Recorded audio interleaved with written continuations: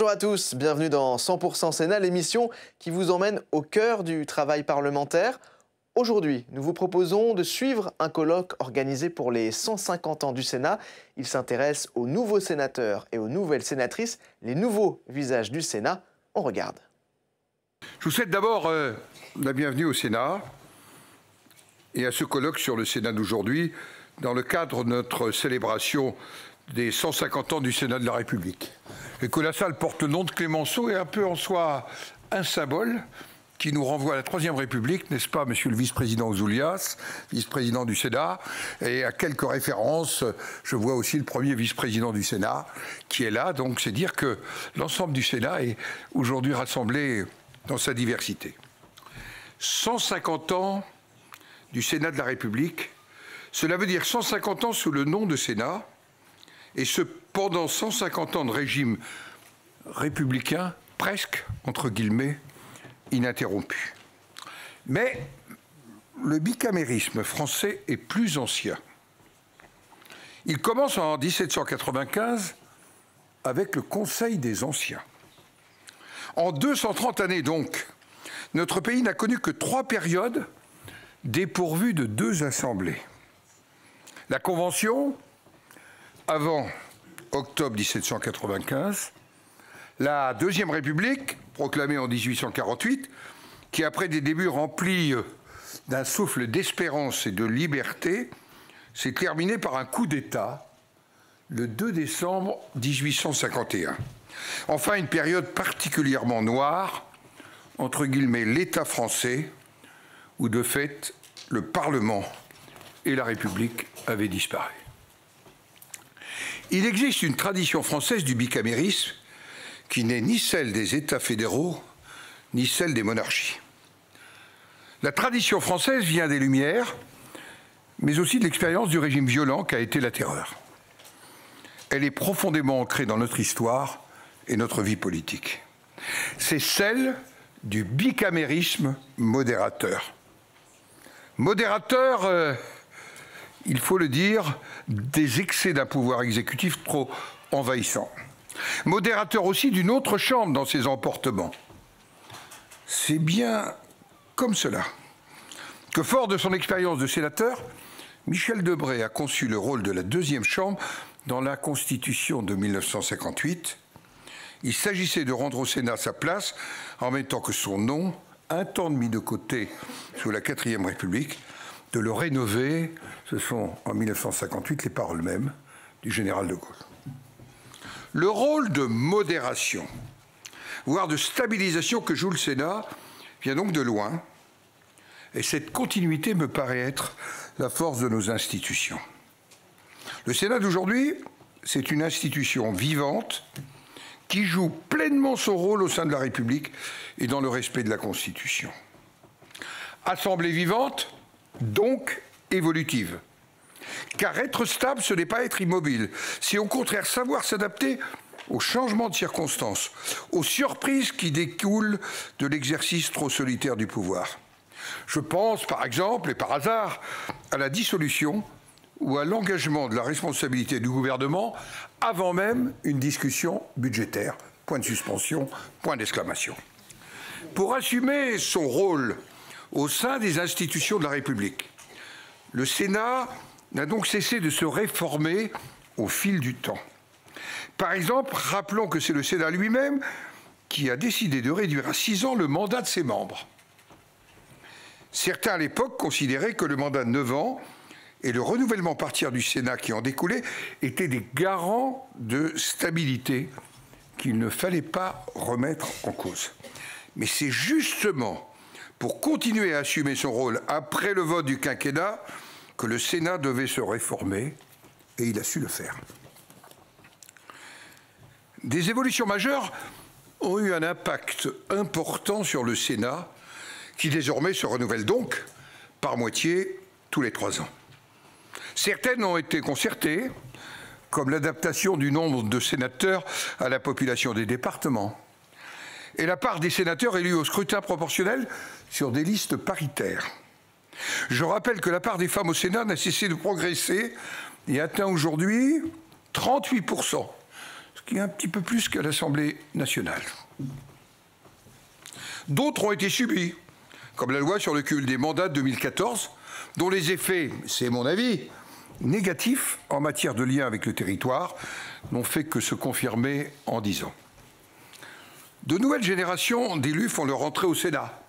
On entendra tout à l'heure parmi ces nouvelles générations. Ils s'emparent à la fois de ces méthodes de travail et portent de nouvelles aspirations. Les intervenants nous feront donc part de leur expérience. Du fait de son mode d'élection, non aligné, et j'insiste là-dessus, sur le calendrier présidentiel et sur le calendrier des députés, le Sénat est par nature en décalage, c'est-à-dire que c'est une part de sa vocation et de son originalité que ce décalage-là. C'est notamment ce qui lui permet d'apprécier au mieux ce qu'est l'intérêt général et de prendre une certaine distance par rapport aux pulsions de l'Assemblée nationale. L'appréciation de l'intérêt général est, je le rappelle, l'une des missions du Parlement. L'intérêt général, un mot à méditer en ces temps qui viennent. Le Sénat n'est pas pour autant hors de la politique. C'est une assemblée qui compte toutes les sensibilités politiques. Elles sont là au premier rang et au deuxième rang. Mais la volonté partagée par tous, c'est que le débat y soit respectueux et apaisé, que le dialogue permette d'aller le plus loin possible dans l'analyse commune et dans la définition de solutions acceptées pour la plupart. On parle beaucoup de la nécessité pour notre pays de trouver une culture du consensus comme l'existe chez nos voisins allemands. Je sais qu'au Sénat, nous avons depuis longtemps la culture du dialogue et la volonté de définir ensemble les meilleurs choix possibles pour la France, même s'il y a finalement des accords entre majorité et groupes minoritaires et d'opposition, et c'est normal. Les tentatives de contourner les élus de la nation, dans le cadre notamment de l'hyper-présidentialisation, n'ont fait qu'ajouter à la confusion et au sentiment de frustration qu'éprouve une partie de nos concitoyens. Dans son action, le Sénat, je le rappelle, représente le peuple français par le suffrage universel indirect et porte ses aspirations. Il le fait par son activité de législateur. Il l'exerce par son contrôle sur l'exécutif. Souvent, il est guidé par le fait que le peuple français n'est pas une abstraction ni une foule anonyme. Il est fait de femmes et d'hommes vivant dans des territoires. Et c'est cette dimension particulière pour nous, des territoires divers et façonnés à la fois par l'histoire et par la géographie. Faute de majorité, à l'Assemblée nationale depuis 2022, le Sénat se trouve plus encore au cœur de l'élaboration de la loi. Quelques chiffres. Le taux de reprise des amendements du Sénat est passé à 70% lors de la session 2024-2025. En 2023-2024, hors texte financier, plus de 72% des projets de loi définitivement adoptés ont été discutés en premier lieu au Sénat. 72%. Près de 94% des textes ont été adoptés avec l'accord des deux assemblées. Le dernier mot de l'Assemblée nationale, c'est la réalité. Depuis 4 ans, 3 ans, pardonnez-moi, n'a presque plus cours. Encore utilisé, ce dernier mot en 2023-2024 à 6%, 2024-2025, nous sommes passés à 2%. L'essentiel est de mieux légiférer. La volonté d'action contre l'inflation normative qui accable les acteurs économiques, les décideurs locaux, les services publics, oui, la volonté de simplification sont largement partagées, mais difficiles à mettre en œuvre. Le Sénat a à cœur la qualité de la loi, qui anime le travail des rapporteurs et des présidents de commission au sein des commissions comme en séance publique. Dans un contexte particulier, où les propositions de loi prennent une importance nouvelle et parfois qui nous interroge, je n'hésite pas à faire, avec l'accord des auteurs, à l'expertise du Conseil d'État. Et je pense qu'il faut renforcer, nous l'évoquions avec les présidents de groupe il y a exactement 48 heures, qu'il faut renforcer cette démarche d'expertise afin de garantir la meilleure rédaction possible et de mesurer les éventuels risques constitutionnels. En matière de contrôle, je n'oublie pas que c'est le Sénat qui a créé la première commission d'enquête, 1971. C'est un instrument puissant dans l'équilibre des pouvoirs, et donc le Sénat, depuis plus de 50 ans, y a eu recours un certain nombre de fois, mais je le pense avec un certain discernement. La commission d'enquête du Sénat sur le narcotrafic a posé un constat sur une situation que personne, au fond, politiquement, n'osait assumer, et a formulé des solutions qui se sont traduites dans la loi. Le contrôle, le Sénat l'exerce au quotidien par ses auditions, bien sûr les questions écrites et orales des sénateurs, ses rapports, qu'ils soient budgétaires, d'information ou qu'ils soient d'enquête. Concrètement, c'est ainsi que le pouvoir arrête le pouvoir et que l'on peut remédier au dysfonctionnement de l'État, comme ce fut le cas sur les cabinets conseils, par exemple. Vous avez les deux responsables au premier rang. Il ne s'agit pas d'instruire des procès politiques, et j'insiste sur ce point, ou d'instrumentaliser les moyens d'enquête. Les travaux de contrôle du Sénat sont transpartisans, et c'est peut-être un des secrets de leur force. Le Sénat contrôle, mais il doit aussi rendre des comptes. Déjà, il doit la transparence sur son activité. Il rend public ses travaux et délibérations, tâche de répondre aux questions des citoyens, de porter l'information là où elle sera lue ou vue, sur les réseaux sociaux notamment. Il va vers les citoyens. Le Sénat, c'est aussi le représentant des collectivités territoriales, qu'elles soient hexagonales ou, chers collègues, qu'elles soient ultramarines. L'hypercentralisation étouffe les initiatives locales. Le Sénat porte des projets de décentralisation et de déconcentration des services de l'État. Il porte aussi les projets de différenciation qui doivent permettre à chaque territoire de faire valoir ses spécificités dans le cadre de la République. Dans son premier entretien avec la presse, le Premier ministre a d'ailleurs fait de la décentralisation une priorité. On en parle depuis si longtemps ici. Nous avons sur étagère un ensemble de travaux, 2020, 2023, des propositions de loi. Il y a aussi des rapports. Je pense au rapport d'Éric Woerth, de Boris Ravignon. J'allais dire, tout est prêt. Il faut maintenant passer à l'action de manière pragmatique, immédiate et à un horizon clairement défini. Au quotidien, sénatrices et sénateurs doivent représenter la nation, mais aussi leur territoire. C'est une tâche exigeante et de chaque instant. Elle s'appuie, j'y reviens, sur ce qui fait notre légitimité, c'est d'abord les 550 000 élus territoriaux de notre pays, maires et conseillers municipaux, conseillers départementaux, régionaux et les assemblées territoriales, mais aussi, ne l'oublions pas, hors de nos frontières, nos compatriotes établis hors de France et leurs conseillers. Ce colloque vous permettra, je pense, de mieux connaître le Sénat d'aujourd'hui. Sénat renouvelé et inscrit dans son histoire. Sénat non aligné mais responsable et respectueux de la Constitution. Dans le cadre posé par d'éminents constitutionnalistes, et j'en vois ici, là. Oui, vous entendrez ceux qui font vivre... oui, les voilà devant moi, par exemple. Vous entendrez ceux qui font vivre le Sénat au quotidien, c'est-à-dire les sénateurs dans leur diversité, diversité de leur sensibilité, de leur parcours, de leurs fonctions, intérêt et expérience.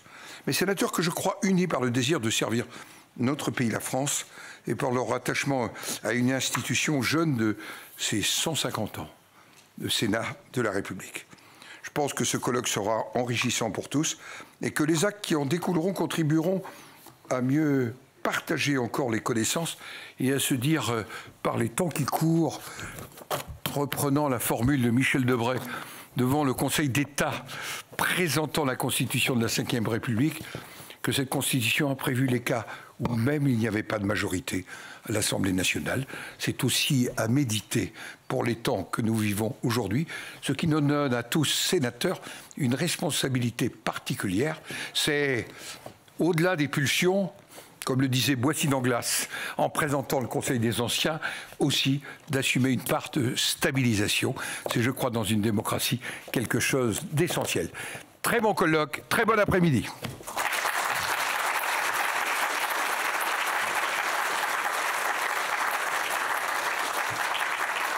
Merci, Monsieur le Président.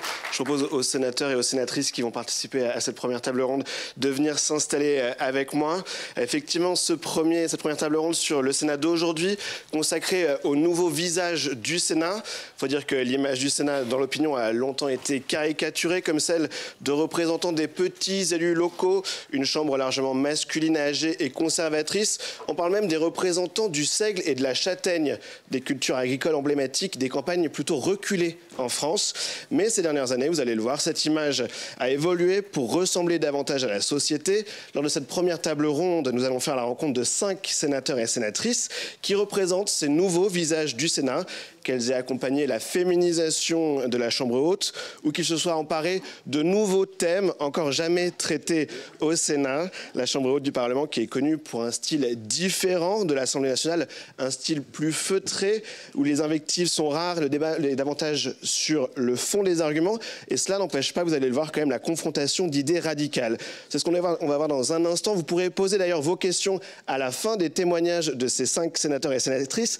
Mais d'abord, on va écouter l'analyse de Benjamin Morel. Bonjour Benjamin, vous êtes professeur en droit public et avec vous, on va voir comment a évolué ce Sénat ces 20 dernières années du point de vue donc d'un constitutionnaliste. Merci beaucoup Quentin, merci à tous. Bonjour mesdames, messieurs les sénateurs, mesdames, messieurs qui aujourd'hui êtes venus pour entendre parler en effet de cette institution, un Sénat qui n'a pas toujours eu bonne presse. Et la première table ronde en témoigne, eh bien, ce Sénat qui n'a pas toujours eu bonne presse, aujourd'hui, a malgré tout changé de visage. Lorsqu'on parle du Sénat, lorsqu'on s'amuse à faire un peu l'histoire du Sénat, ce qui a été mon cas dans ma thèse, on tombe souvent sur un certain nombre de citations pas très élogieuses pour le Sénat. L'une des plus célèbres venant de quelqu'un qui fut sénateur, qui s'appelle Édouard Herriot, et qui dit que le Sénat est une assemblée d'hommes à idées fixes, heureusement corrigée par une abondante mortalité. La situation a tout de même quelque peu changé depuis. Et donc, je vous propose de prendre Édouard Herriot, qui finalement est très à l'image des clichés qu'on peut avoir sur cette Assemblée, au pied de la lettre. Est-ce que l'Assemblée, est-ce que le Sénat est réellement, d'abord, une Assemblée d'hommes ? Les chiffres ont été donnés tout à l'heure par Monsieur le Président. Aujourd'hui, la parité n'est évidemment pas complète au Sénat, puisqu'on est environ à 38% de féminisation, mais elle est plus élevée qu'à l'Assemblée nationale. Comment est-ce qu'on explique ça ? Eh bien, d'abord, il faut partir du principe qu'il y a malgré tout un handicap sénatorial en la matière, parce que, comme vous le savez, les règles relatives à la parité en France sont essentiellement liées au financement des partis politiques. Et ce financement des partis politiques est lié à la présentation de candidats aux élections législatives et pas sénatoriales. Dans ce cadre-là, ces chiffres pourraient paraître relativement étonnants. C'est ne pas comprendre que, malgré tout, le Sénat a évolué ces dernières années, notamment quant à son mode de scrutin. L'existence, aujourd'hui, d'un mode de scrutin proportionnel pour les départements qui élisent plus de 3 sénateurs permet d'avoir des règles efficaces en matière de parité. Environ 72% des sénateurs sont élus aujourd'hui avec un mode de scrutin proportionnel. Et donc ça, c'est une évolution profonde. Souvent en France, quand on parle de la proportionnelle, surtout pour l'élection de l'Assemblée nationale, on prononce une sorte de gros mot. Mais le Sénat, là-dessus, est aujourd'hui à un mode de scrutin mixte. Vous avez des sénateurs élus à la proportionnelle, des sénateurs élus au scrutin majoritaire, et donc une double pratique des modes de scrutin qui explique certaines évolutions au sein de cette Assemblée, certaines évolutions qui ont été voulues, qui ont été portées par le Sénat elle-même. Reprenons Édouard Herriot. Une assemblée d'hommes, donc, à idées fixes, j'y viendrai tout à l'heure, heureusement corrigée par une abondante mortalité. Je n'ai pas fait les chiffres en la matière, Monsieur le Président. Toutefois, cette citation a son sens si on revient à la Troisième République, où, en effet, la mortalité au Sénat était abondante et où il était plus courant de mourir au Sénat que d'y être battu lors des élections sénatoriales. Cette période-là est terminée. Aujourd'hui, on a des mandats beaucoup plus courts déjà, puisque depuis 2003, le mandat sénatorial a été porté à 6 ans plutôt que 9 ans, ce qui était le cas en fait depuis le début de la Troisième République, et que ces mandats sénatoriaux sont aujourd'hui moins cumulatifs dans le temps. On estime qu'environ un sénateur fait environ 2 mandats au Sénat, ce qui correspond à 12 ans dans cette maison, ce qui implique une forme de renouvellement relativement rapide. On a dès lors une moyenne d'âge sénatoriale qui a fondamentalement baissé ces dernières années. Aujourd'hui, elle est un tout petit peu plus élevée que celle qui est la moyenne d'âge des députés. Néanmoins, il faut considérer deux phénomènes. Premier phénomène, eh bien, on a eu un grand renouvellement de la classe politique ces dernières années, notamment à l'Assemblée nationale, et donc ce faisant, l'âge moyen à l'Assemblée nationale s'est effondré lors des 3 dernières législatures. L'autre élément, eh bien, les sénateurs, comme vous le disiez, Monsieur le Président, tout à l'heure, eh bien, sont les représentants des collectivités territoriales. Par ailleurs, ils sont réputés sous la Ve République, comme en fait depuis les premières chambres qui ont été celles de la Révolution, notamment la Chambre des Anciens, eh bien, être une force de modération. Pour ça, on a fait rentrer dans la loi, dès l'origine, le fait que l'âge pour entrer au Sénat était un peu plus élevé que celui pour entrer à l'Assemblée nationale. Cet âge plus élevé, malgré tout, était réduit, notamment en 2011, pour atteindre aujourd'hui 24 ans. Pourquoi 24 ans ? 24 ans, tout bêtement, parce que c'est le temps d'un mandat municipal. Si jamais je suis élu jeune, malgré tout, conseiller municipal à 18 ans, eh bien, comme le Sénat est réputé être le représentant des collectivités territoriales, on peut attendre de moi une expérience, une compréhension des mécanismes territoriaux, une compréhension de comment fonctionnent les collectivités territoriales, quels sont les enjeux, comment représenter réellement à la fois ces collectivités, mais également la vie locale, une forme de connaissance du terrain, si jamais je n'ai pas eu de mandats locaux avant. Ce n'est pas toujours nécessaire, mais malgré tout, ça peut tout de même être considéré comme étant utile. Ainsi a-t-on justifié les 24 ans, et ainsi peut-on expliquer en partie ce différentiel d'âge aujourd'hui entre Assemblée et Sénat, qui malgré tout est aujourd'hui réduit à environ 9 ans. Une assemblée d'hommes, à idée fixe, on y vient. Est-ce qu'on change d'avis au Sénat ? Pas forcément, parce qu'évidemment, quand on fait de la politique, on s'y engage pour quelques convictions. Néanmoins, la politique, ce n'est pas que défendre des convictions, c'est également les articuler avec celles d'autrui. Or, vous voyez sur la diapositive qui vous est présentée la composition aujourd'hui des deux assemblées, Assemblée nationale et Sénat. Je crois que nous témoignons tous aujourd'hui que le compromis à l'Assemblée nationale est compliqué, difficile. Pour une raison simple, pour une raison horrible, pour une raison infâme, il n'y a pas de majorité absolue. Mais comme ça a été évoqué précédemment, Michel Debré et le général de Gaulle n'envisageaient pas de majorité absolue à l'Assemblée nationale pour une raison simple, c'est que ce pays n'a jamais connu, dans sa période républicaine, de majorité absolue avant 1962. La période de 62 à 2022 est en fait une période assez exceptionnelle dans notre histoire. Ce faisant, la Constitution a été pensée à dessein. Par contre, il y a une assemblée sous la Ve République qui n'a jamais réellement connu de majorité absolue, à part quelques années, le temps d'un mandat, au début des années 2000, c'est justement le Sénat. Et à défaut de majorité absolue, on est contraint de construire des compromis. À défaut de majorité absolue, on est obligé de tendre la main à d'autres groupes et d'essayer de former des majorités qui parfois répondent aux majorités sénatoriales. Aujourd'hui, majorité qui est composée essentiellement du groupe LR et du groupe Union centriste, ainsi que de quelques autres groupes, mais également des majorités qui parfois sont des majorités d'idées, des majorités qui peuvent être des majorités sur un texte, des majorités qui parfois sont des majorités qui tiennent à une conception qui peut être une conception de l'intérêt général, nonobstant les clivages partisans. Ça, c'est quelque chose que le Sénat a toujours su faire, pas parce que vous avez nécessairement une culture chevillée au corps dans cette maison, mais tout bêtement parce que le Sénat n'y a pas eu le choix. Et qu'à partir de là, la culture, ce n'est pas une donnée, ce n'est pas quelque chose de fondamental, d'essentiel que vous avez dans vos gènes. La culture, c'est quelque chose que vous construisez. Et le Sénat a construit cette culture du compromis, actant le fait qu'il n'avait pas nécessairement de majorité en son sein. Des compromis faits au sein même des groupes, parce que, à la différence des groupes parlementaires à l'Assemblée nationale, où souvent vous avez une forme de discipline majoritaire qui s'impose de manière extrêmement radicale, tout bêtement parce que derrière, il y a l'enjeu des investitures pour des élections législatives avec un poids très très fort des partis, l'ancrage local du Sénat, le fait que le scrutin sénatorial est un scrutin fondé également sur une forme d'interconnaissance, sur une forme de compréhension des enjeux locaux, donne beaucoup plus de liberté aux sénateurs dans leur vote, y compris quand ils font partie de groupes qui sont des groupes qui répondent à des partis politiques structurés, organisés, ce qui peut être le cas pour le groupe LR ou le groupe socialiste dans cette maison. Vous avez par ailleurs des groupes qui sont en décorrélation avec les partis traditionnels. Si vous prenez par exemple le groupe RDSE dans cette maison, le groupe Union centriste, voilà des groupes dans lesquels siègent des sénateurs qui appartiennent à différents partis politiques. Et donc ont l'habitude de construire des compromis, de construire des consensus ou d'accepter la dissidence en leur sein, là où à l'Assemblée nationale, ça a toujours été quelque chose de beaucoup plus complexe.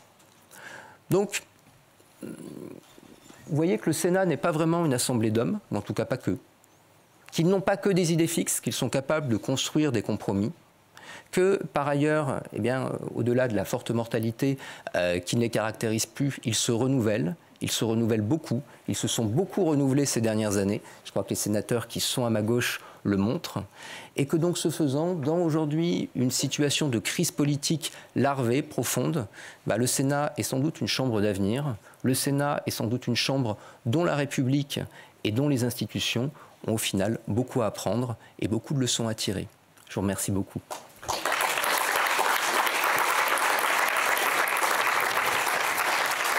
Merci Benjamin, merci pour cette intervention. Et bien, je vous propose de maintenant passer au témoignage de nos 5 sénatrices et sénateurs. Et donc, je vous le disais, chacun va parler pendant 5 minutes. On va faire un petit échange, un petit dialogue. Et à la fin, vous pourrez, vous aussi, dans la salle, poser vos questions à nos sénateurs et sénatrices. On commence avec vous, Cécile Cukierman. Bonjour. Vous êtes présidente du groupe communiste au Sénat depuis 2023. Le cliché veut donc que les débats soient feutrés au Sénat, comme si tout y était un peu soporifique. Pourtant, le débat, voilà, on va le voir, est souvent musclé, avec vous aussi, Madame Cukierman. Alors, est-ce qu'il est possible et comment fait-on pour défendre ces convictions parfois fortes, comme celles que vous avez, vous, dans votre groupe politique, les communistes? Est-ce qu'on est écouté, respecté quand on est dans l'opposition ici? Alors, bien.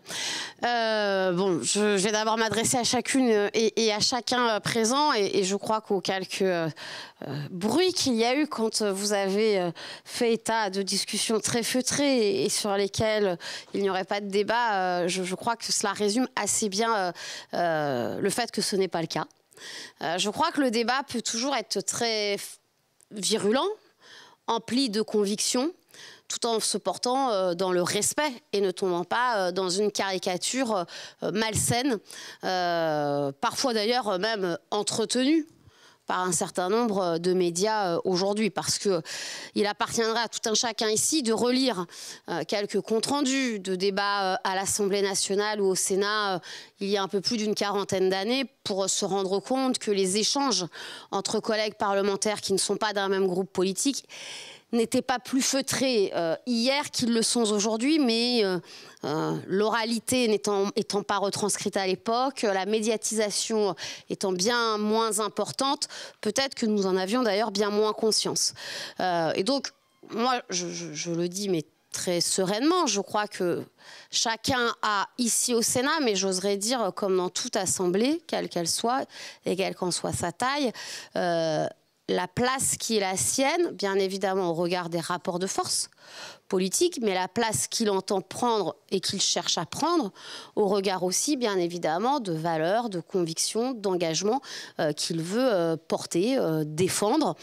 Et donc je crois que la question n'est pas d'inverser une logique. Un groupe d'opposition n'est pas un groupe majoritaire. Et c'est tant mieux, parce que c'est ce qui nous permet de dire que nous vivons aujourd'hui en démocratie. En revanche, il appartient à des groupes d'opposition comme le nôtre, mais comme d'autres également, d'être des acteurs. Parce que justement, là aussi, puisque nous sommes en démocratie et qu'il ne s'agit pas d'inverser la tendance, il s'agit aussi de respecter la démocratie. Le président du Sénat le sait très bien. Je dis souvent d'ailleurs que le plus exigeant parfois, c'est pour la majorité. Elle se doit de respecter l'opposition.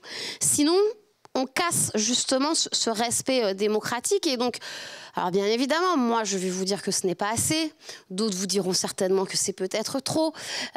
Mais aujourd'hui, les présidents de groupes politiques, d'opposition, ont, alors à travers, pour notre groupe, puisque c'est au poids des groupes, 2 demi-journées par an, la possibilité d'inscrire des textes d'initiative sénatoriale. La fameuse niche. Ce que l'on qualifie de niche, effectivement.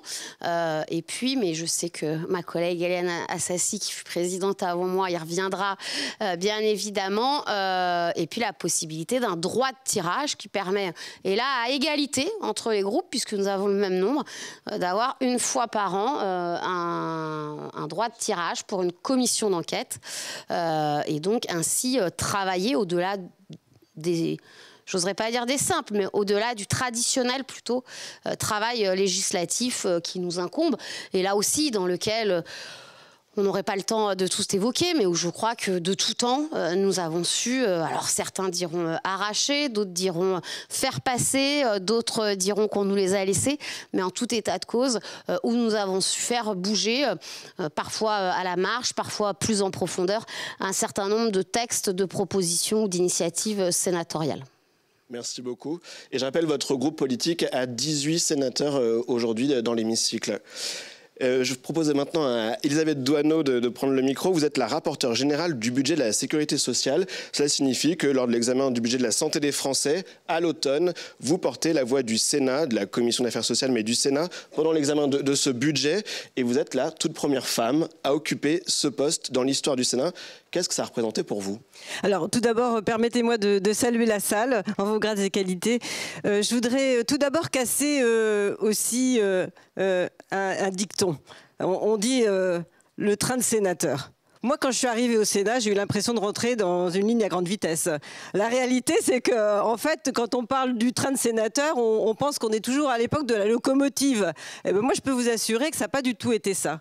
Parce qu'ici, on travaille beaucoup. On a énormément de consultations, d'auditions, de rapports à mener. Et en fait, on ne s'ennuie jamais. Bien au contraire, on est un peu surchargé en travail. Donc voilà, il faut casser aussi ce dicton qui est faux.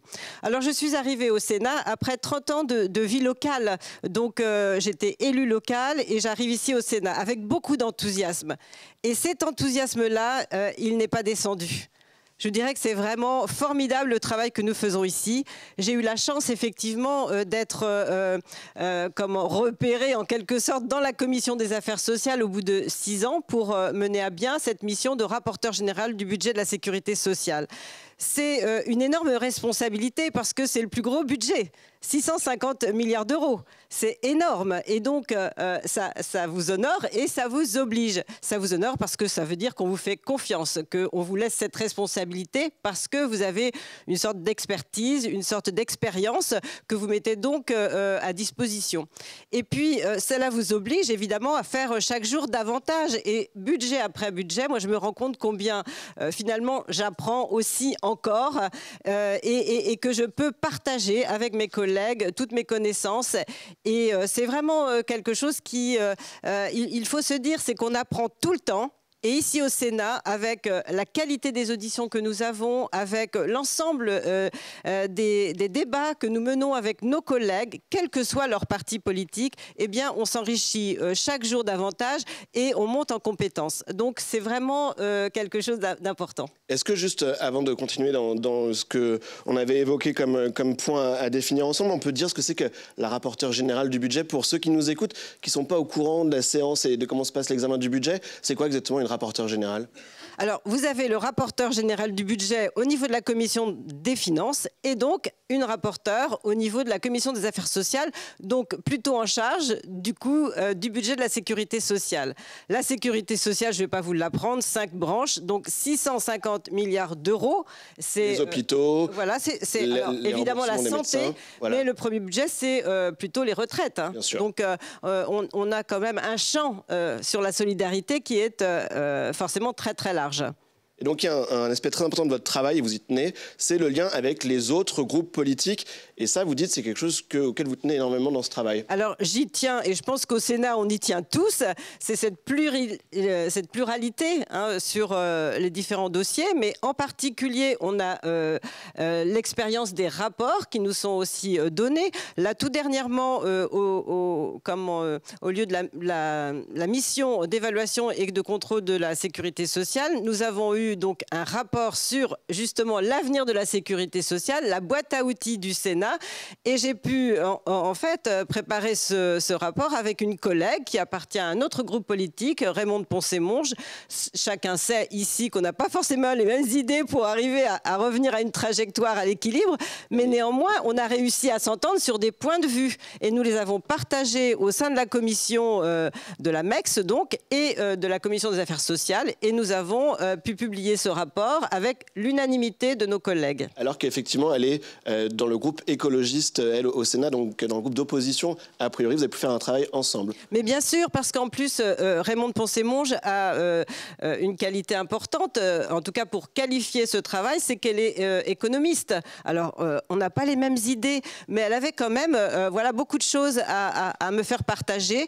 Et j'ai trouvé vraiment très intéressant de faire ce travail avec elle. Et je pense que le fait de sortir un document qui soit la boîte à outils, donc qui soit aussi utile aux uns et aux autres pendant les débats de l'examen du PLFSS qu'en dehors du PLFSS, eh bien, ce sera profitable. Une dernière question, on l'a dit, votre travail il est très intense à l'automne, entre la présentation du budget, hein, on le voit qui se fait ces jours-ci, et jusqu'au vote qui en général arrive mi-décembre. C'est une fonction qui, vous le dites, occupe toute l'année au-delà de ces mois d'examen du budget.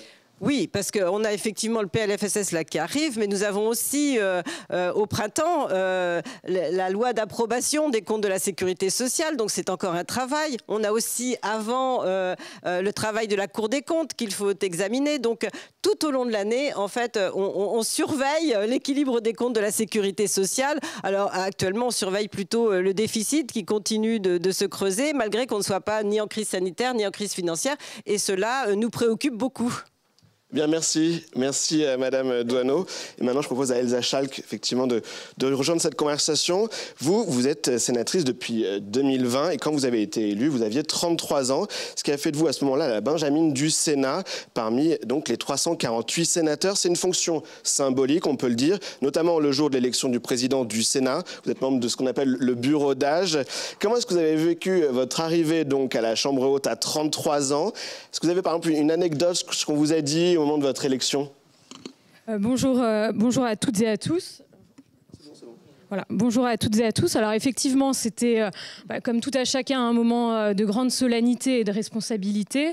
J'avoue qu'à titre personnel, il m'a fallu un peu de temps pour prendre conscience que j'avais été élue sénatrice, parce que rien me prédestinait à être sénatrice. J'avoue que j'y avais même pas forcément pensé, et qu'effectivement, comme ça a été dit tout à l'heure par Monsieur Morel, c'est peut-être aussi la modification du mode de scrutin et aussi la confiance d'un sénateur sortant, en la personne de Claude Kern, qui est venu me chercher et qui m'a proposé d'être sur sa liste en fait au sénatorial. Donc on voit bien effectivement que ce mode de scrutin, ce changement a permis aussi de faire évoluer les mentalités. Après, on voit bien à quel point, et ça a été aussi cette anecdote et la surprise, c'est qu'une des premières questions, c'était mais qu'est-ce qui fait qu'à 33 ans, finalement, vous rentrez au Sénat qui est apparenté à une maison de retraite? Alors, je pense qu'on l'a peut-être toutes et tous à un moment entendu. Et j'avoue que j'ai été très surprise du décalage de perception entre justement cette perception des concitoyens, cette question d'un journaliste, et la réalité telle que je l'ai vécue en 2020 en arrivant, parce qu'à la fois il y avait une jeune génération qui arrivait, fruit sans doute aussi d'un renouvellement au sein des conseils municipaux, avec un certain nombre de jeunes qui avaient fait aussi leurs armes, mais également à travers les débats qui nous ont tout de suite animés en 2020, puisque c'était la période du Covid et que le Sénat, plus que jamais, s'est illustré justement dans la défense des libertés individuelles. Et donc, on était directement plongé au cœur de sujets compliqués, difficiles. Donc, pour rejoindre ma collègue, on était loin de la maison de retraite et on était loin du train de sénateur, parce qu'on voit que le seul train qu'on prend, c'est celui en fait, de notre circonscription pour aller à Paris. Ouais, on peut peut-être développer un petit peu le contexte de votre arrivée en 2020, ce Covid qui frappe toute la France, qui a d'ailleurs des conséquences directes dans l'hémicycle. On vote une loi spéciale à ce moment-là. Comment vous avez vécu cette arrivée dans ce contexte ? C'est toujours très compliqué d'arriver dans une maison qu'on ne connaît pas, mais ce serait pareil dans une entreprise ou dans une université, alors qu'on était tous masqués. Donc c'est vrai que pour identifier les collègues, c'est peut-être plus compliqué. On avait moins cette proximité qui est quand même l'atout majeur du sénateur et des sénatrices avec notre territoire, parce qu'il y avait de moins en moins en fait, de liens avec les maires. Il y avait à un moment d'ailleurs plus de cérémonies de vœux, qui sont aussi les temps d'échange et de rencontres. Donc c'est aussi un renouvellement. On arrive dans une période où par moment, c'était aussi des rendez-vous téléphoniques, des rendez-vous en visio. Et c'est aussi là, dans ces périodes, qu'on se rend compte que rien ne remplace l'humain et que rien ne remplace finalement cette proximité. Et puis ça a été une période qui pour moi a été assez révélatrice parce que fort des chiffres très malheureux, notamment concernant les violences conjugales, puisque je rappelle qu'à cette période, il y a eu plus de 30% de signalements de violences conjugales, je me suis dit que c'est aussi un combat que nous devions mener, et ce qui, moi, à titre personnel, m'intéressait, et ce qui fait que depuis que je suis sénatrice, j'ai eu la chance et l'honneur de pouvoir rapporter sur un certain nombre de textes qui concernent ces questions. Oui, parce que les commissions continuaient, vous avez pu faire des auditions pendant la période du Covid et notamment avoir ce chiffre pendant le Covid. On s'en rappelle, vous avez pu alerter l'opinion publique lorsque ces chiffres ont explosé. Une dernière question, qu'est-ce que le fait d'être jeune au Sénat a pu changer dans votre manière de travailler ici à la Chambre haute? Qu'est-ce que vous pensez avoir apporté à l'institution? Alors c'est une très bonne question. C'est peut-être une attention accrue sur des sujets de société.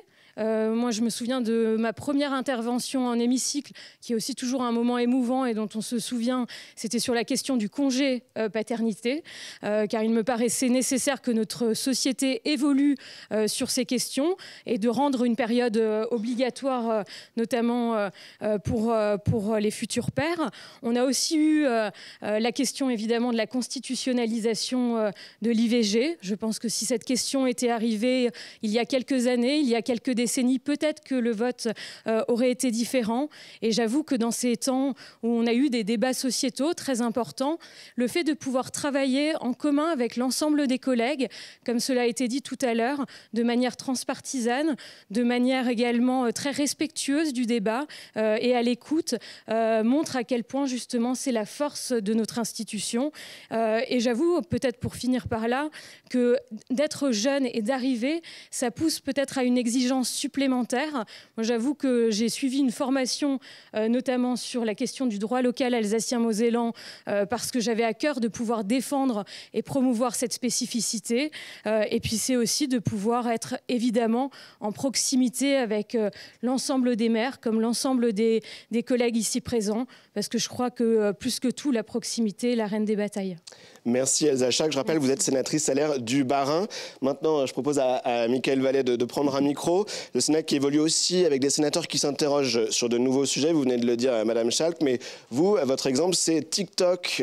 Et plus généralement, la question de la régulation des réseaux sociaux, et en particulier pour les jeunes. Mickaël Vallet, vous êtes sénateur PS de Charente-Maritime. Vous avez présidé la commission d'enquête TikTok en 2023. Pourquoi est-ce qu'il y avait un enjeu à ce que le Parlement s'intéresse et enquête sur ce réseau social? Bonjour à toutes et à tous. Je crois paradoxalement qu'il y a à la fois la nécessité de s'intéresser à des sujets comme ça qui explosent, parce que TikTok, ça a été en quelques années, pour ne pas dire en quelques mois, justement pendant le Covid, un phénomène qui a explosé. Et en même temps, il n'y a rien de nouveau sous le soleil, parce que le fait que le Parlement et peut-être plus singulièrement le Sénat s'intéressent aux questions des réseaux, alors pas au sens où on les entend premièrement aujourd'hui, pas le déferlement de bêtises ou d'informations entre guillemets H24, mais la question des réseaux et du rapport que ça a avec la question républicaine, notamment sous la Troisième République, tout comme le Sénat a eu un rôle fondamental dans les différentes lois concernant la presse ou l'information, ou ensuite l'audiovisuel. Ça, c'est ce qui est moins nouveau, c'est-à-dire que ce n'est pas parce que c'est la Chambre des collectivités territoriales qu'elle n'est pas percutée de plein fouet, elle aussi, par ces sujets-là, parce que ce sont des sujets qui concernent tous les corps intermédiaires, toutes les personnes auxquelles nous avons affaire, toutes les personnes que nous rencontrons, tous nos concitoyens dont nous ne sommes coupés comme élus que quand on veut en être coupé, parce qu'autrement on est tout à fait en prise. Donc ce sont à la fois des sujets totalement nouveaux et qui nécessitent qu'on s'en saisisse, et je saisis l'occasion pour rendre au César de l'Allier ce qui appartient au César de l'Allier. C'est Claude Maluret qui était à l'initiative comme rapporteur de cette commission d'enquête. Donc il y a aussi un aspect transpartisan, parce que c'est peu dire qu'on n'est pas d'accord sur tout avec Claude Maluret, mais là le travail a été a été vraiment conjoint et le rapport adopté à l'unanimité, et en même temps des sujets qui sont classiques parce que tous ces aspects d'information, de cohésion nationale, de rapport à la jeunesse, je dirais dans une chambre où comme toutes les chambres probablement, mais en tout cas moi dans cette chambre, celle où je siège, où je constate que le niveau intellectuel offre une certaine satisfaction, peut s'interroger aussi, il l'a déjà fait, sur ce qui aujourd'hui propage un peu la bêtise. Alors, justement, le thème des écrans et des jeunes, il est très présent dans le débat politique actuel. Comment est-ce que vous poseriez ce débat? Comment est-ce que vous avez souhaité le poser au Sénat? Alors, je remarquerai par exemple ce que le Sénat n'a pas encore pu saisir, mais ce sont peut-être des évolutions à venir. Il y a eu au sein de notre Assemblée des propositions de création d'une délégation spécifique sur la question de l'enfance, par exemple. Donc on a peut-être encore des marches à franchir et peut-être qu'on le fera. Mais sur la question de l'enfance, ce sont des sujets que les sénateurs soit ont rencontré déjà avec une expertise certaine lorsque, pour certains d'entre eux et pour la majorité d'entre eux, ils ont été élus locaux sur la question scolaire, sur la question enfance-jeunesse, qu'on traite les uns les autres dans les collectivités territoriales où nous siégeons ou où nous avons siégé. Et donc, c'est un sujet qui nécessairement intéresse le Sénat. Et en plus, je dirais que, si je dois le dire comme ça, les GAFAM, eux, ils restent, parfois sans qu'on sache trop qui pilote. C'est d'ailleurs ce qu'on a montré dans le rapport. Et certains parlementaires, eux, passent un peu plus vite, notamment dans d'autres chambres. Donc c'est plus compliqué pour suivre le sujet. Et les gros groupes le savent très bien. Alors qu'au Sénat, comme Benjamin Morel l'a dit tout à l'heure sur la durée moyenne du mandat, sachant qu'il y en a qui portent la moyenne à la hausse et d'autres moins, mais disons que la durée moyenne sur les 12 ans permet de creuser des sujets sur le fond et d'aller un petit peu plus loin. Ce qu'on pourrait faire pour essayer de repousser encore les nouvelles frontières, comme vous l'avez évoqué dans le titre, moi j'ai senti une frustration dans cette commission d'enquête pour prendre ce sujet-là, c'est qu'il y a plusieurs parlements dans le monde qui se sont saisis de la question, spécifiquement TikTok, que nous butons sur le fait d'avoir affaire à des multinationales qui, évidemment, ne peuvent pas être appréhendées uniquement dans un cadre national et donc dans le cadre d'une commission d'enquête avec les pouvoirs, entre guillemets, de coercition que nous avons. Et peut-être que la prochaine étape, ce sont des travaux où, tout comme il y a une diplomatie parlementaire, peut-être qu'un jour, il y aura des commissions d'enquête un peu plus coordonnées entre différents parlements. Et je suis sûr que le Sénat de la République française saura s'adapter à ce genre d'exigence. Et une petite question rapide, il n'y a pas de problème de compétences techniques? On se dit, la régulation des réseaux sociaux, il peut y avoir des questions, des problématiques vraiment techniques et compliquées, de logiciels, etc. Vous n'avez pas eu de problème, de limite? L'administration qui écrit le rapport avec vous a aussi ces compétences-là? Alors, sur le profilage des sénatrices et des sénateurs, c'est un point qui n'a pas été évoqué tout à l'heure, mais il est essentiel qu'en politique, les questions de compétences techniques ne soient pas un préalable pour venir dire ce que nous voulons dans notre société. Et c'est la raison pour laquelle il y a une administration dont chacun sait, ne serait-ce que par la difficulté du concours, le caractère d'excellence au Sénat. Et je le dis pas pour faire plaisir, je le dis parce que tout le monde le sait et que tout le monde le constate.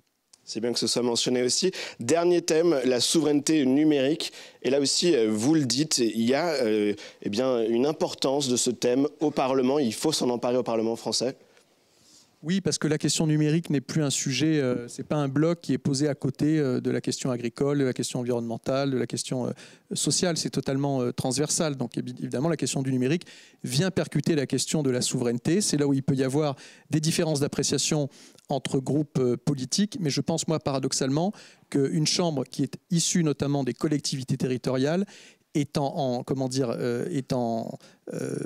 fait face à des sujets qui, s'ils sont des sujets de mondialisation, qui sont des sujets qui viennent interroger les questions de souveraineté, eh bien le constat, les conséquences de tout ça, on le voit d'un point de vue territorial, de manière extrêmement concrète, et c'est peut-être ce qui nous permet d'être attachés à ces sujets-là, avec chacun son approche dans les différents bords politiques, mais c'est un souverainiste jacobin et marxiste qui vous le dit, donc chacun a son approche après, et puis avec tout ça, on fait des rapports adoptés à l'unanimité. Très bien. Merci Mickaël Vallet. Donc, je rappelle, vous êtes sénateur PS de Charente-Maritime. Vous pouvez passer votre micro à votre voisine, notre dernière intervenante. Bonjour à vous, Salama Ramia. Vous êtes la toute première femme sénatrice élue à Mayotte. Avant d'évoquer le contexte de votre élection, tout simplement, qu'est-ce que ça a représenté pour vous, cette première dans l'histoire de la République? Bonjour à tous et à toutes. Tout d'abord, permettez-moi cette question, en tout cas, merci pour cette question, parce que ça me permet de rendre hommage aux chatouilleuses. Les chatouilleuses, je rappelle pour l'histoire, Mayotte, c'est un territoire où ça a toujours été les femmes qui sont toujours battues sur le terrain pour ancrer Mayotte dans la République, et ça continue même aujourd'hui.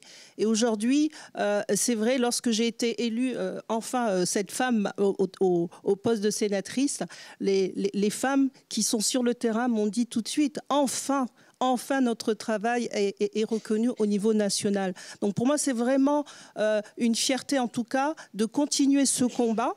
Elles l'ont fait avec les armes qu'elles avaient. Elles chatouillaient. Hein, le mot porte vraiment la manière dont elles essaient de défendre Mayotte. Et moi, je continue ce travail maintenant au niveau national grâce à ces femmes que je rends hommage aujourd'hui. Et ensuite, donc, je voulais ajouter que aujourd'hui, ce mouvement de chatouilleuses continue autrement. Il y a beaucoup de femmes encore qui continuent à se battre sur le terrain. Et lorsque je suis ici au Sénat, pour moi, c'est un peu aussi, je représente ces femmes qu'on ne connaît pas, qui sont dans la discrétion, dans l'anonymat, mais je sais qu'elles travaillent autant que moi et qu'elles sont aussi combatives que moi, que je le suis ici au Sénat. Alors, vous êtes arrivé au Sénat au début de l'année, la fin de l'année dernière qui a été marquée par le cyclone Chido, qui a été une terrible épreuve pour Mayotte. Qu'est-ce que ça fait de devenir sénatrice au moment où son île est détruite à un énorme pourcentage et où il y a tous ces morts? Comment vous avez vécu ce moment particulier de votre élection? Alors, je rappelle quand même, j'ai pris ce poste, donc j'ai mon prédécesseur, donc, quand il a été nommé ministre, donc j'ai pris le train en marche, donc je m'y étais pas préparée, effectivement, et lorsque j'ai pris ma mission, à peine un mois après mon arrivée, je me suis retrouvée effectivement à être confrontée à un cyclone, à un désastre, vraiment un vrai cyclone. Et c'est vrai qu'à Mayotte, on était d'abord dans cette joie d'avoir enfin cette première femme sénatrice, mais il a fallu oublier, parce que là, à ce moment-là, c'est plus la femme sénatrice qu'on recherchait, on voulait une personne d'action. D'ailleurs, pour la petite histoire, lorsque, à 24 heures du cyclone, j'ai appris que le cyclone L'Œil allait toucher Mayotte, au lieu de me dire que je reste sur Paris, j'ai dit je prends l'avion et je veux le vivre auprès de ma population. Voilà, et c'est ce que je fais, j'ai pris le dernier avion. Donc je pense que instinctivement, on se dit non, on a pris cette responsabilité, il faut aller au bout des choses. Donc je suis allée vivre cette expérience, cette d'une catastrophe plutôt auprès de ma population, mais c'est pas que, il n'y a pas eu que ça, parce qu'après il faut aussi se relever, il faut d'abord soutenir sa population le lendemain, le jour d'après, quand on voit la situation. Mais on est sénateur. Moi, je ne m'attendais pas à ce que ce soit ça le métier de sénateur. Mais là, il faut y aller. Il ne faut pas hésiter. Donc, le jour d'après aussi, il faut accompagner sa population et aller même plus loin. Lorsqu'au niveau du Sénat, le Premier ministre m'a sollicité pour avoir la mission du suivi de cette reconstruction, là, pareil. Je ne m'y attendais pas, mais j'ai accepté. Je me suis dit aussi, c'est mon rôle d'aller au bout des choses. Et c'est ma dernière question. Vous disiez vouloir travailler de façon le plus concrète pour Mayotte, pour ses habitants, ses habitantes. Vous avez le sentiment d'y arriver? Il y a des actions concrètes qu'on peut mener en tant que sénatrice? Bien sûr, on peut amener, c'est pas toujours facile, mais il faut être là, il faut être présent. Et surtout, il faut pouvoir, lorsqu'on est sénateur de l'Outre-mer, moi je dis, il faut savoir être ce pont entre l'Hexagone, entre Paris et son île, ou son territoire ultramarin, c'est très important. Il faut être celui qui porte la voix des ultramarins. Ce que j'ai constaté depuis que je suis ici, c'est vrai, lorsqu'à chaque fois je parle autour de moi des collègues, j'ai été en tout cas bien accueillie quand je suis arrivée. Voilà, et c'est vrai, le fait d'expliquer, de montrer les choses. Et là, je crois qu'après, ça aide à pouvoir défendre, à expliquer ce qui se passe et comment accompagner son territoire.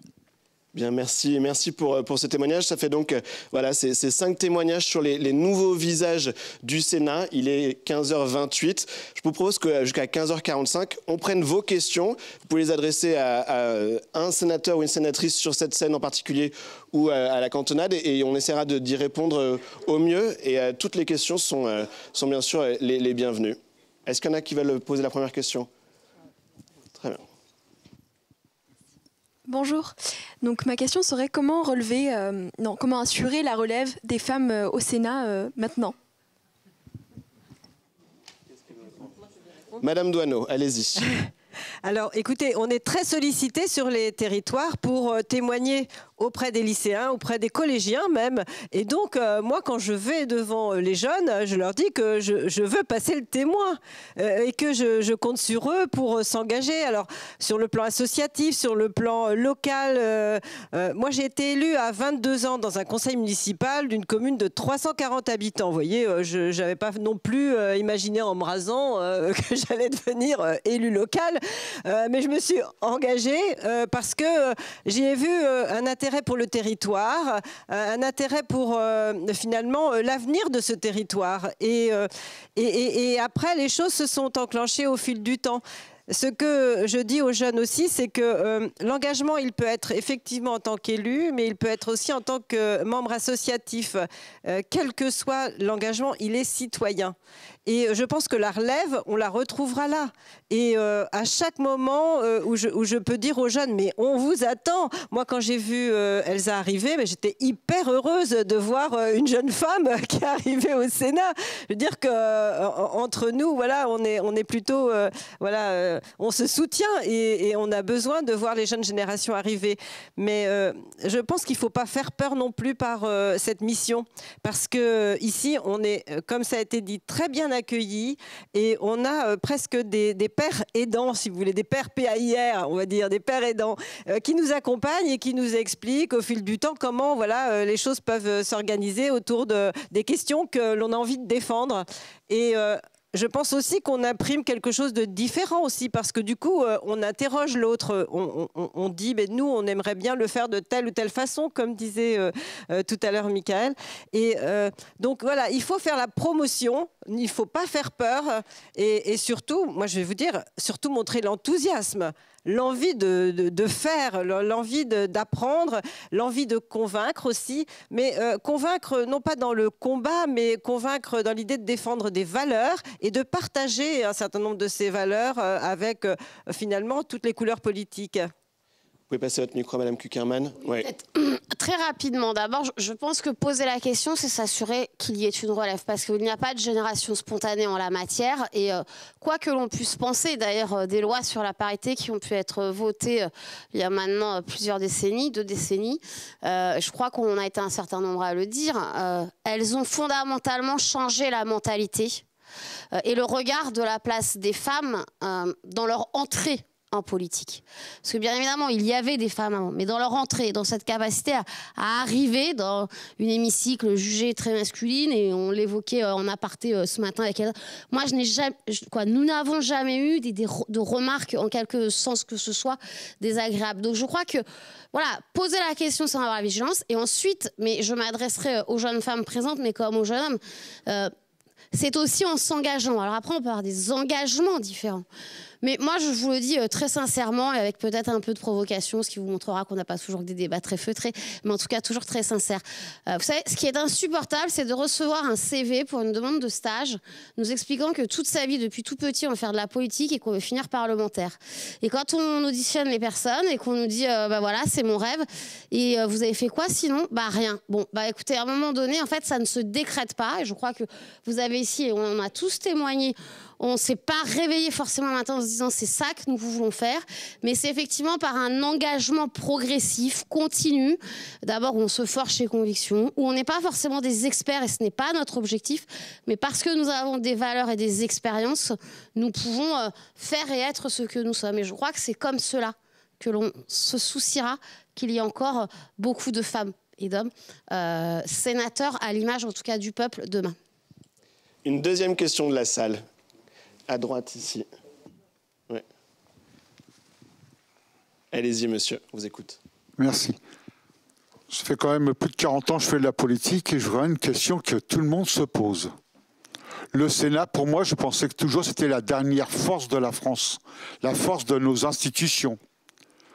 Comment on peut accepter autant de dettes avec autant de rapporteurs du budget? Merci. Alors, est-ce que quelqu'un ici sur cette table... Non mais par exemple, parlons du dérapage de l'année dernière, comment vous l'avez vécu? Ah, monsieur le Président. Vous êtes... Je vais répondre à la fois comme président du Sénat, mais aussi comme coordonnateur de la majorité sénatoriale. Il y a 3 ans, programmation pluriannuelle des finances publiques, document qu'on doit envoyer notamment à l'Europe. La majorité sénatoriale, on pouvait avoir des points de vue différents avec le groupe communiste, avec le groupe socialiste, mais assez largement partagés par ce qu'on appelle aujourd'hui le socle commun. Nous avons proposé de diminuer les dépenses publiques dans une trajectoire de 37 milliards. Donc vous voyez qu'on n'est pas très loin des chiffres. C'était un travail qui avait été conduit. Il se trouve que, à l'époque, le ministre de l'économie et des finances, j'étais chargé de la négociation et comme tout bon sénateur, un peu rond, j'étais arrivé à une négociation qui nous amenait autour de 19 milliards, très exactement. Et je le dis clairement et sans esprit polémique, le président de la République n'en a pas voulu. C'est ça la réalité. Vérifiable, retrouvable dans la presse. Non pas pour nous faire plaisir ou pour contrer, mais nous voyons bien que nous étions sur une trajectoire qui nous conduisait dans la situation actuelle. Second sujet abordé par la rapporteure générale. Aujourd'hui, la plus grande préoccupation que nous avons, c'est bien le budget qu'on appelle le PLFSS. Je rappelle qu'en 2019, nous étions quasi équilibre. Je parle sous votre contrôle. De mémoire, 700 millions de déficit. Et que sur la seule assurance maladie, cette année, on sera à plus de 15 milliards, malheureusement. Et que nous sommes sur une trajectoire qui nous conduit à 20 milliards l'an prochain. Ça veut dire que pour la génération, vous des étudiants qui êtes ici, présents, on a une réalité qu'il nous faut gérer en responsabilité. Pardonnez-moi d'avoir de m'être incrusté dans la table ronde, mais ça fait une table triangulaire. Voilà, merci. Merci à vous, Monsieur le Président. Merci. Et il y avait une autre question ici. Oui.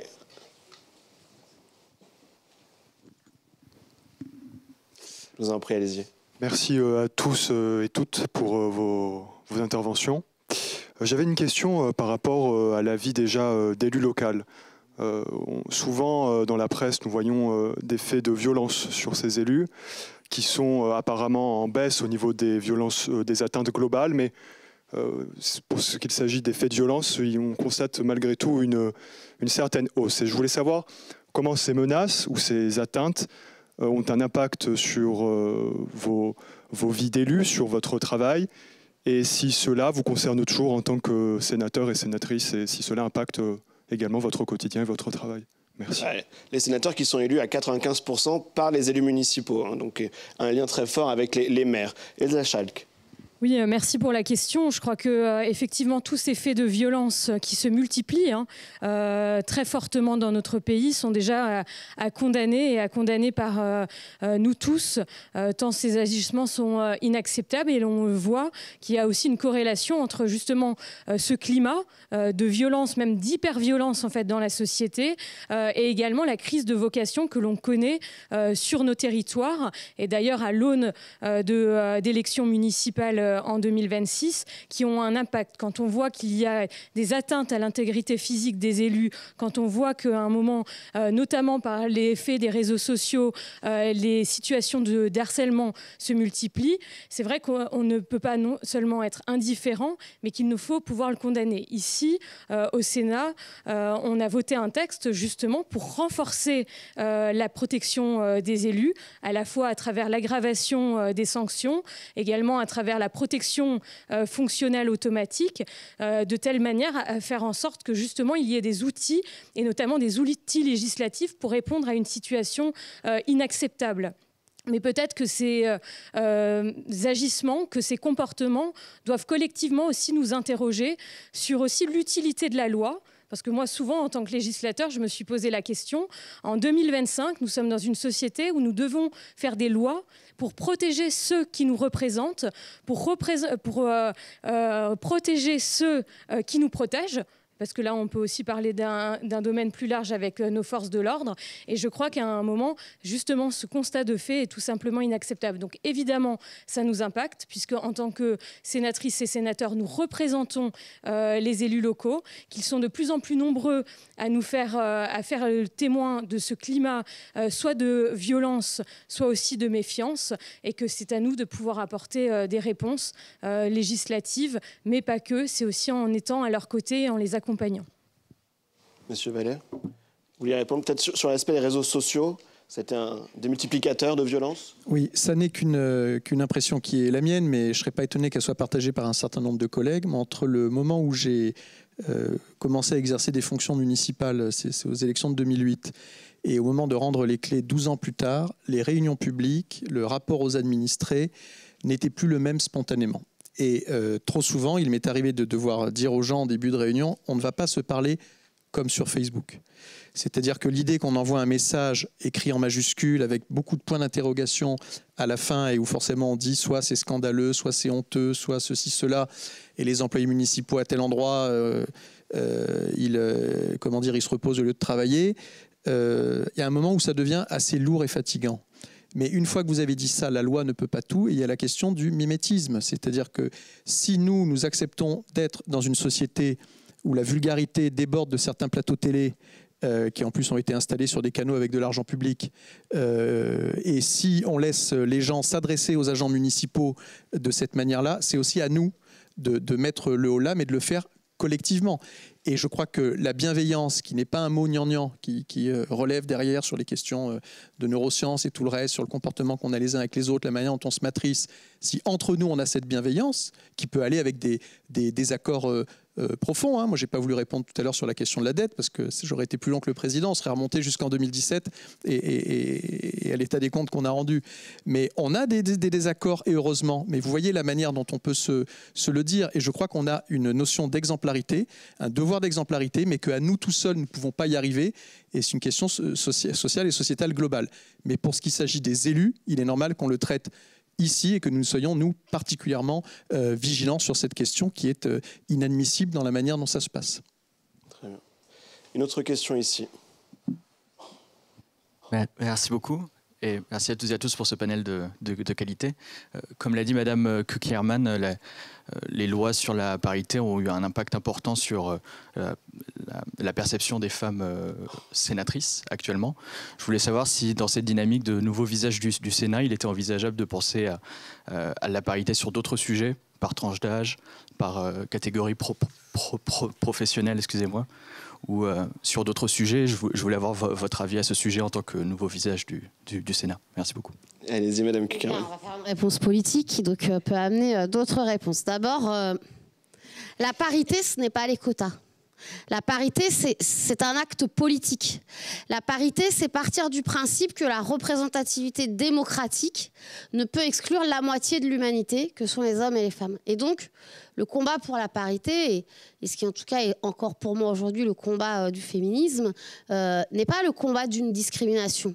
Et je ne dis pas que c'est plus ou moins important, je dis juste qu'il trouve sa forme, son originalité et donc forcément sa traduction et son incarnation par la suite dans le travail législatif avec une logique propre qui est celle, en tout cas, pour revenir au pourquoi des lois sur la parité, de dire, dans une démocratie, il y a bien évidemment une espèce, l'humanité, il y a des femmes et il y a des hommes, et après, il y a des âges différents, il y a des origines différentes, il y a des choix, il y a des orientations. Après ça, chacune et chacun, et là, là, après, débat pourrait y avoir sur les quotas. Personnellement, je n'y suis pas favorable. Mais pourquoi? Et j'en finis. Parce que je pense aussi que les partis politiques, qui sont quand même les premiers pourvoyeurs de candidats, ont aussi leurs responsabilités.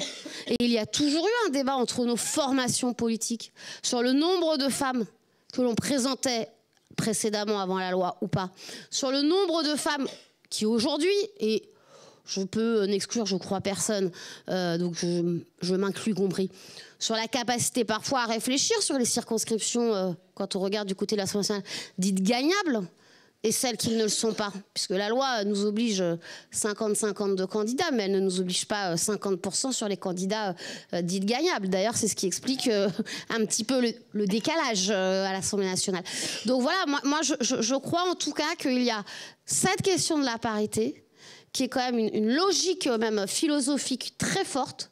Et il y a ensuite ce que vous évoquez sur les notions de quotas. Et pour le coup, il ne me semble pas que ce soit une pertinence de le fixer dans la loi et que nous ne sommes pas une culture anglo-saxonne et que donc nous pensons que nous ne vivons pas les uns à côté de les autres dans des cases dans lesquelles nous serions enfermés de par des conditions, mais au contraire, nous sommes des êtres humains qui devons avoir la capacité à faire société et donc plutôt à dialoguer les uns avec les autres, à faire les uns avec les autres et à trouver le sens de l'intérêt général, comme l'a rappelé le président tout à l'heure. Est-ce qu'il y a une dernière question dans la salle? Il y en a pas mal, mais tout au fond, là, le dernier rang.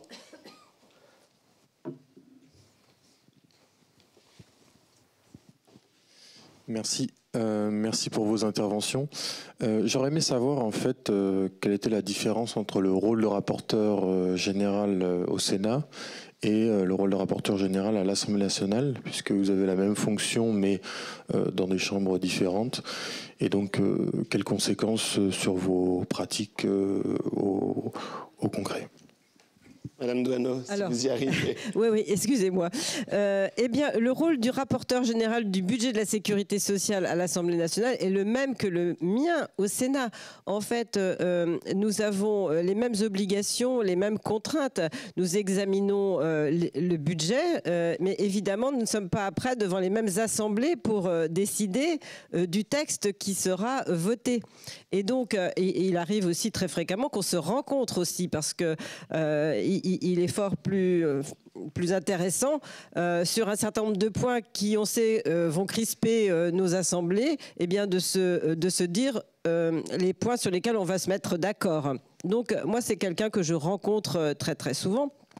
Et en réalité, on a exactement le même rôle, la même mission.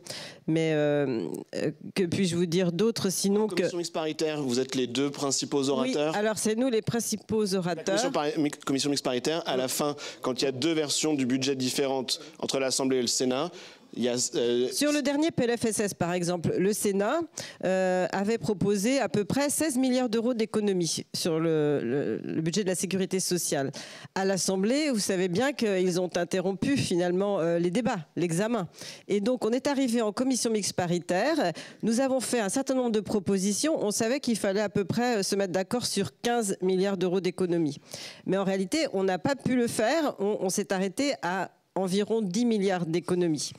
Et on a finalement une CMP conclusive. On s'est mis d'accord sur ce montant-là d'économies. Mais il faut savoir aussi que sur ces économies, il n'y en avait que 5 milliards d'euros d'économies qui passaient par des vraies décisions PLFSS, c'est-à-dire des articles, des amendements, alors que le reste, finalement, est venu après sous forme d'arrêté de décret. Et donc, voilà, c'est le cheminement, en fait, qui s'est passé l'année dernière. Mais comme on vit des PLFSS différents et assez inédit chaque année actuellement, je ne peux pas vous dire comment les choses se passeront cette année. Oui, avec des lois spéciales, avec des textes adoptés au printemps, c'est nouveau. Une dernière question à la salle, avant de faire une pause. Qu'est-ce qui avait une dernière question? Quelqu'un qui n'en a pas posé? Peut-être si. Bon, allez-y, mademoiselle, allez-y. Merci. Donc cette question, elle se dirigerait plus vers Monsieur Vallée. Quelles sont vos ambitions par rapport à TikTok? Est-ce que vous comptez l'interdire, limiter? Oui. Parce que c'est intéressant, parce qu'en tant que lycéenne, je remarque que vraiment il y a des gros dégâts qui se font sur nos générations. Absolument. C'est intéressant et c'est même voilà, inquiétant pour certains spécialistes. Monsieur Vallée. Comme l'a rappelé le président dans son discours introductif, le rôle du Sénat est comme l'Assemblée, la question du vote de la loi. Mais le contrôle de l'action du gouvernement et l'évaluation des politiques publiques ne sont pas des missions moins importantes. Et je pense qu'avec une vision, je le dis devant mon collègue radical socialiste des Hauts-de-Seine, gramscienne des choses, il y a aussi le fait d'être, comment dire, d'attirer l'attention de l'opinion publique, d'essayer de mettre des sujets à l'agenda. Et la loi ne peut pas tout régler. La question de la coercition, de l'interdiction ou de l'obligation, ça fait toujours plaisir, mais ça ne se résume pas à cela. Alors, il y a des textes, je fais court, hein, il y a des textes européens, il y a des questions de transposition, il y a la manière dont on pourrait l'appliquer, il y a la manière dont la France pourrait convaincre d'autres pays européens d'aller plus loin. Tout ça, c'est un combat culturel et politique, mais au-delà de la question de la potentielle interdiction ou des limites à poser, il y a le fait de mettre le débat à l'agenda. Et quand le Sénat, quand Claude Malhuret propose cette commission d'enquête et que l'ensemble des groupes politiques s'en saisit, ça permet derrière d'alerter. Et l'Assemblée nationale, ça c'est intéressant dans le cadre du bicamérisme, de s'en saisir récemment pour creuser un pan, un aspect plus particulier, en l'occurrence sur la question des jeunes. Donc ça c'est le travail du Sénat. Après, on a tous nos opinions à titre personnel. Et à titre personnel, je vous dirais bien, dans un élan collectif, là, tout de suite, désinstallez tout ça de vos téléphones. Ça ne sert à rien et prenez des livres. Voilà pour ce colloque sur les nouveaux visages du Sénat. Mais à l'occasion des 150 ans de la Haute Assemblée, il a aussi été question des commissions d'enquête. Regardez. Une autre commission d'enquête qui aurait donné lieu à une très bonne série télé, c'est la commission d'enquête que vous avez menée, Éliane Assassi, Arnaud Bazin. Éliane Assassi, vous étiez présidente du groupe communiste, donc dans l'opposition, quand vous avez exercé votre droit de tirage pour créer cette commission d'enquête sur les commandes de l'État au cabinet de conseil en 2021, qu'on a aussi appelé la commission d'enquête McKinsey. Et c'est Arnaud Bazin, par ailleurs président de comité de déontologie du Sénat, qui a présidé ces travaux. Donc ça a été un travail d'enquête d'une très grande densité, plusieurs milliers de documents qui ont été épluchés. Alors tout simplement, comment ce sujet des cabinets de conseil est-il devenu un enjeu politique, médiatique aussi de premier plan? Puis comment est-ce que vous avez travaillé aussi, je le disais, très grande densité de documents avec les équipes qui restent limitées, réduites d'une commission d'enquête? Merci beaucoup. Bonjour à toutes et à tous. Ravi d'être parmi vous aujourd'hui pour ces 150 ans du Sénat en ce 2 octobre. Alors, il y a certains sujets qui peuvent paraître, comme cela a été dit dans une des interventions tout à l'heure, un peu arides. Mais je crois qu'il faut revenir sur l'intitulé de notre commission d'enquête qui parlait bien d'influence donc sur les politiques des cabinets de conseil privés sur les politiques publiques. Il s'agissait donc d'investiguer sur ce sujet. Et des éléments nous laissaient à penser que l'influence était vraiment là. On a parlé, Jean-François a parlé de la presse, et c'est vrai que la presse, à plusieurs reprises, a relaté cette influence des cabinets de conseil sur des politiques publiques. Mais il fallait, pour ce qui relève de la responsabilité de la commission d'enquête, il fallait le démontrer.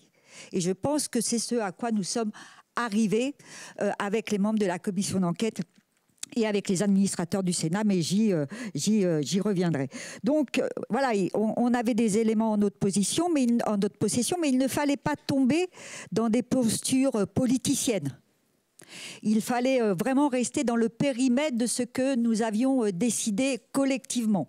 Et je remercie encore une fois les membres de la commission d'enquête, puisque tout le monde a respecté ce périmètre. Et comme l'a dit encore Jean-François, il était hors de question que nous endossions un costume de juge ou de procureur. Ce n'est pas la mission des parlementaires et en particulier des sénatrices et des sénateurs.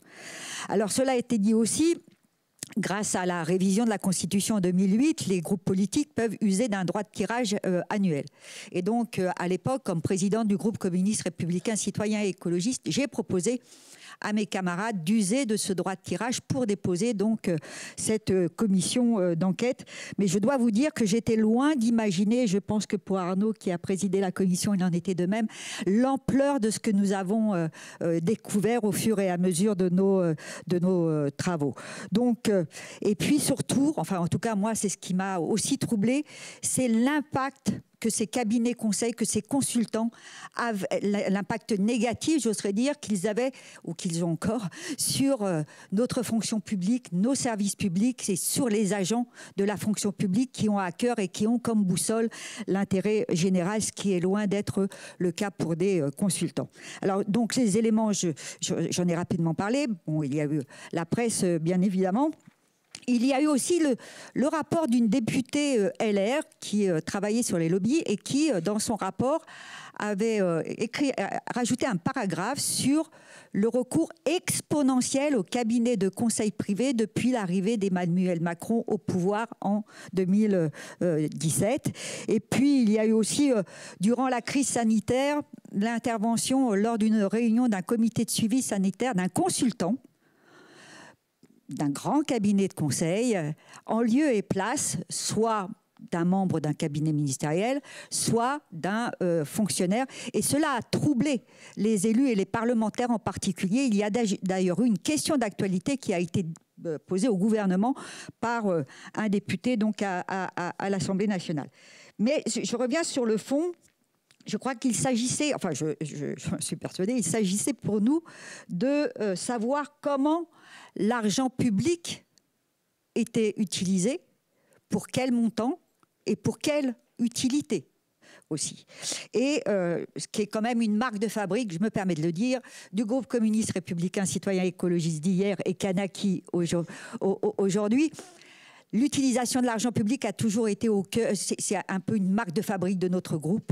J'en veux pour preuve l'excellent rapport d'Éric Bocquet sur l'évasion fiscale, de mon camarade Éric Bocquet sur l'évasion fiscale, et celui encore plus récent de mon camarade et ami Fabien Gay sur les aides publiques versées à des grandes entreprises. Donc dès le début de nos travaux, on a perçu quand même une certaine fébrilité, pour ne pas dire un énervement, au sein du gouvernement. Et tout ça ne s'est pas atténué quand même au fil des semaines. Par exemple, le lendemain de l'audition de 2 directeurs associés du grand cabinet McKinsey, qui a eu beaucoup d'écho dans le pays, mais peut-être que Arnaud y reviendra particulièrement sur le fait qu'il n'ait pas payé d'impôt sur les bénéfices depuis 10 ans, et puis sur cette fameuse mission d'évaluation du métier d'enseignant qui n'a strictement rien donné alors qu'ils ont été rémunérés. Donc, le lendemain, et le jour même de l'audition de Madame Amélie de Montchalin, qui était alors ministre de la Transformation et de la Fonction publique, le Premier ministre d'alors, Jean Castex, a adressé une circulaire à tous ses ministres, à tous les cabinets ministériels, pour leur demander de réduire la voilure et d'essayer de moins faire appel à des cabinets de conseil privés.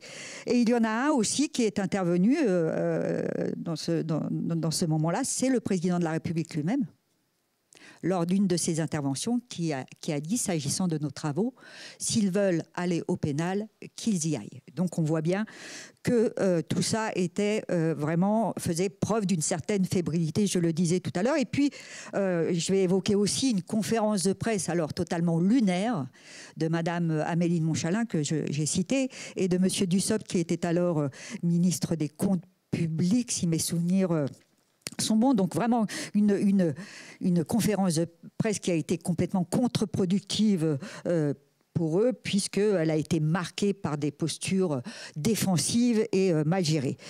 Tout ceci pour dire que nous ne voulions pas inviter la politique ou des propos politiciens dans les travaux de notre commission, mais que ce sont eux, des membres du gouvernement jusqu'au président de la République d'alors, qui ont fait des travaux de cette commission un enjeu politicien. Et on a gardé le cap. Avec Arnaud, on a beaucoup discuté. Avec les membres de la commission d'enquête, nous avons beaucoup discuté. Et nous avons gardé le cap avec une certaine rigueur que nous avons réussi à mener grâce à ce qui a été évoqué tout à l'heure, c'est-à-dire le respect du pluralisme, un consensus respectueux du pluralisme, c'est-à-dire de chaque groupe représenté au sein de la commission d'enquête. Et je voudrais souligner aussi que nous avons réussi ce formidable travail. 40 auditions, 41 personnes entendues sous serment, 131 questionnaires envoyés, 7300 documents analysés, y compris la nuit. Par exemple, Monsieur Véran, qui était auditionné, je ne me souviens plus, mais disons un mardi, nous a envoyé des milliers de documents la veille. Donc les administrateurs du Sénat ont travaillé toute la nuit pour étudier et analyser ces documents. Et je crois que nous avons travaillé avec une équipe d'administrateurs convaincus également de participer à un travail d'utilité publique, ce qui est très important. Et je voudrais encore une fois souligner le travail remarquable de l'ensemble des agents du Sénat et particulièrement des administrateurs et des administratrices et de la direction du Sénat. Voilà un petit peu rapidement, je sais que j'étais un petit peu longue, mais voilà, c'est une histoire, c'est une vraie histoire. Arnaud va y revenir. Sachez simplement que de nos travaux sont sorties 19 propositions que nous avons traduites en propositions de loi. Proposition de loi qui a été adoptée par 2 fois au Sénat et qui aujourd'hui encore erre dans les couloirs de l'Assemblée nationale. Merci Eliane Assassi. Arnaud Bazin. Alors qu'est-ce qu'il vous reste à dire après tout ça? Rien. Peut-être quelques mots sur les méthodes de travail, Peut-être, oui, on va parler des méthodes de travail, mais auparavant, pour expliquer un peu plus le contexte, il faut se souvenir que 2022 était une année d'élection présidentielle, que le président de la République a été mis en cause, non par nous, mais par la presse qui suivait nos travaux, puisqu'on a mis en évidence que certains cabinets de conseil, et en particulier McKinsey, avaient reçu des commandes assez faramineuses, et que, par ailleurs, il avait été établi par la presse que certains salariés de cabinets de conseil, en particulier de McKinsey, avaient participé à la préparation de la campagne électorale du président de la République en 2017. Et il ne faut pas chercher beaucoup plus loin les raisons de la tension extrêmement forte qu'on a ressentie sur la fin de la commission d'enquête, sans rien enlever à tout ce qu'a dit Eliane Assassi à l'instant sur les difficultés qu'on avait, la tension qu'on pouvait percevoir dans les réponses un peu embarrassées que nous recevions.